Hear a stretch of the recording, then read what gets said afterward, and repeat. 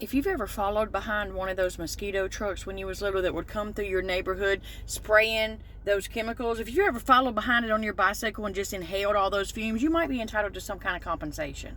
Monday, it's time for Gen X. You know the drill. Get up in here and relive your traumatized childhood. Like, what were we even thinking? We thought that was a good idea, and they thought it was a good idea to drive through your neighborhood and just blanket it with chemicals. Did y'all eat fresh fruit growing up? I remember occasionally there were some apples, maybe some oranges, bananas here and there. But for me, our fruit came in a can, and it was that fruit cocktail. How much of that did you eat? And I was always mad because I wanted the cherry out of it, and there may have been one, if you were lucky, in that whole can of just liquid sugar syrup. It's completely unhealthy. Completely. But delicious. Go argue with somebody else about it. Did you ever hurt yourself, like fall and busted your knee open or cut your finger or something like that, where there was blood, where you had to go and tell your parent that you were hurt? Were you terrified? Yes, because one or two things is going to happen. They either go just put some methylate on it, which we used to call monkey's blood, I don't know why, or they would put that mercurochrome on it, which is just like fiery Satan spit. It hurt worse than the actual injury itself. And you were certain that whatever they were rubbing on your leg was just going to melt your entire leg off. Like, no, thank you. Nope, I'll deal with the injury as is. Did you ever get stung by a wasp or a bee? I don't know if this is just country or if this is just how it was back then. Did they ever take tobacco, like they would get the tobacco out of a cigarette and put some spit on it and mush it into a paste and put it on top of the sting? Or was we just that country? Please tell me other people did that. It's like an old wives' tale from my memo. Please tell me other people did that. That's so gross. And our parents, no wonder we traumatized, because if we go in like, oh my gosh, I hurt my foot, they weren't like, oh my God, come here, let me bandage it up. What'd they say? We're just gonna have to cut it off.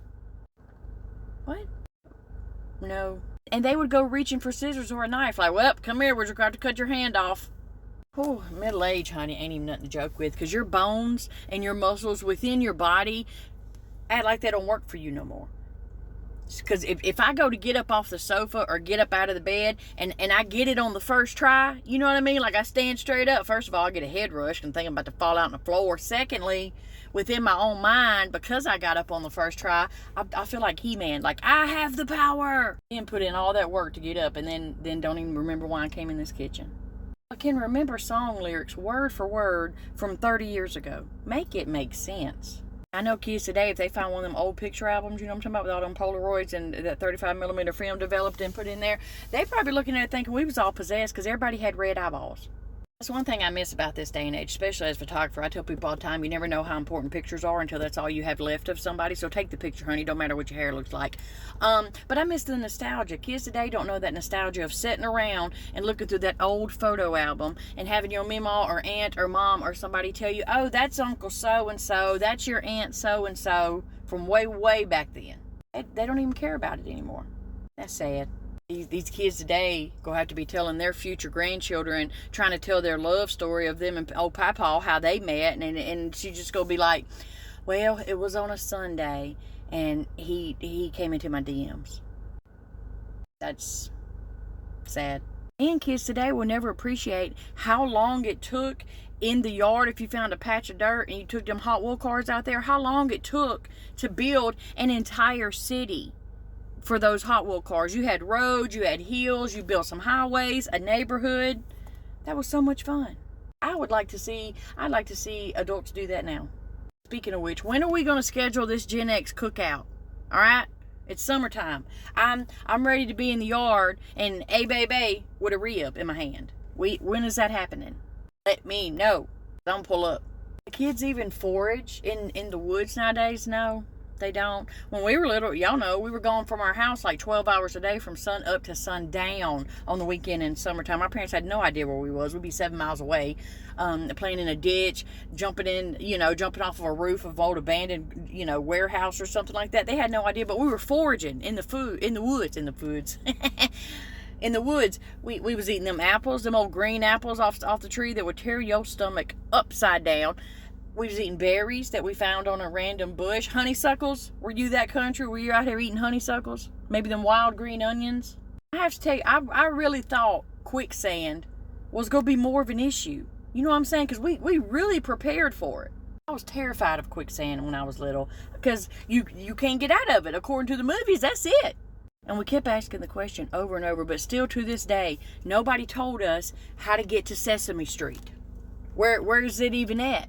Did you have a clothesline outside in the yard? Okay. Would all your unmentionables just be hanging up for the neighbors to drive by and see? And those blue jeans be so stiff on there, they could just hop off and walk themselves back in the house? Yeah.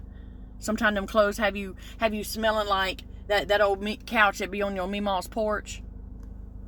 But that was the struggle, honey. Or did you have to have the oven open and all the eyes turned on to heat your house sometimes? Because that's just how it was. Or you washed that shirt or them clothes in the bathtub, wrung it out real good, and hung it up in front of that oven to hopefully be dry by in the morning so you could wear it to school. If you didn't experience none of that, you're definitely in a different tax bracket. And it's so different because schools today will close early because of high winds. They'll be like, well, red alert, we've got to close school early and send all these kids home because there's some wind outside. In our day, they would be like, hey, guess what? There's a literal, actual tornado right outside barreling towards us. So everybody get in the hallway and hold this math book over your head. By the way, we're having pizza for lunch. They really thought that would save us, or getting up under that desk. They thought we were indestructible if you just set your butt up under that desk. It's not a good plan. It's not, I'm going to say it now, it's not a good plan. I'm going to tell you, if those cheesy 80s movies taught me anything, it is this, and I'll carry it throughout my life. You run into somebody, and they got a sweater tied around their neck, they are an asshole. Honey, and them shoulder pads had us in the chokehold. We walk around looking like a damn linebacker wearing a blazer. Y'all be good.